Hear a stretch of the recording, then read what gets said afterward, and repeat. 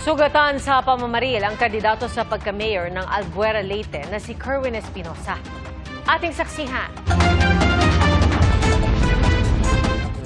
Nakaupo at naghihintay raw para magtalumpati si Albuera Leyte mayoral candidate Kerwin Espinosa nang bigla siyang barilin. Base sa paunang ulat ng PNP, nagtago ang di pa nakikilalang salarin sa kisame ng stage. Sugatan din sa pamamaril ang kapatid ni Espinosa na si Mariel Espinosa Marinay na tumatakbo bilang vice mayor at isa pang menor de edad na residente. Isinugod sila sa ospital. Nagtamo si Espinosa ng tama ng bala sa balikat. Patuloy ang investigasyon sa pamamaril. Ang COMELEC naman, kinondena ang krimen at sinabing dapat matukoy ang nasa likod nito.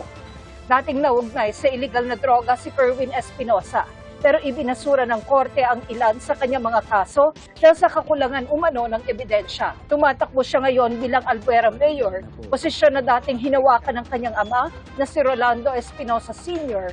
na namatay naman sa isa umanong shootout sa loob ng kulungan. Para sa GMA Integrated News, ako si Tina Panganiban Perez, ang inyong saksi. Mga kapuso, maging una sa saksi. Mag-subscribe sa GMA Integrated News sa YouTube para sa iba't ibang balita.